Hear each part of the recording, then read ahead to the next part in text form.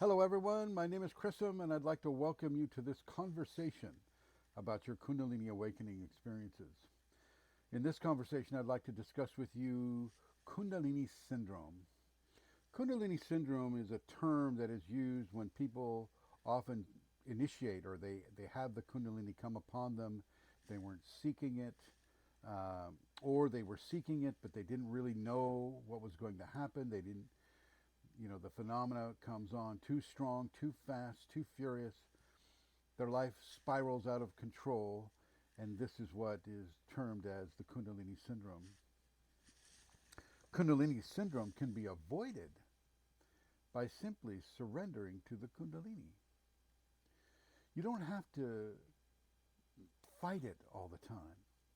And when the Kundalini comes without you having uh, purposefully chased it or stimulated it, this is just your time to shine. This is your time to have this great, beautiful experience that is only beautiful when you surrender on its terms to what it is it wants you to experience. So everything from the exalted phenomena such as telepathy, levitation, psychometry, to having visions, to having out of body experiences, having animal spirits come to you in your waking state, seeing floating diamonds of light in your direct vision rather than just in your peripheral vision, but also seeing a lot of movement and a lot of phenomena in your peripheral vision as well.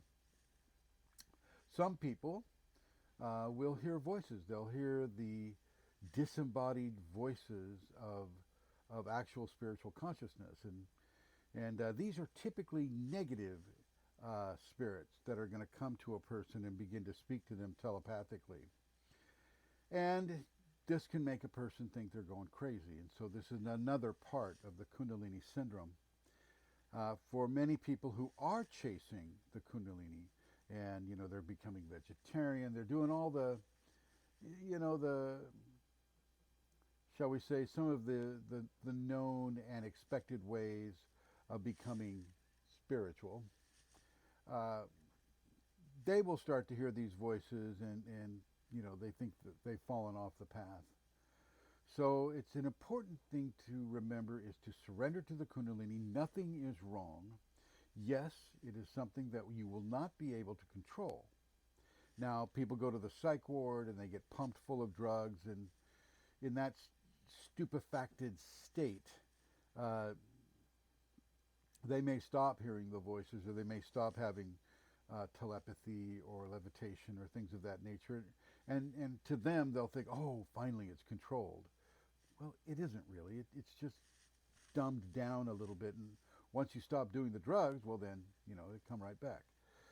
So it's very important to realize that Kundalini Syndrome is basically a syndrome based upon a lack of surrender and a lack of understanding and an influx of tremendous levels of fear of the unknown. And from there, you can develop Kundalini Syndrome, but it does not have to happen. If you choose not to be afraid, if you choose to listen to the Kundalini, not the voices, but if you choose to feel the compelling of the Kundalini, you should be just fine. This is a short version. You can go to my Facebook group, Kundalini Awakening exclamation point. You can read the books that I've written.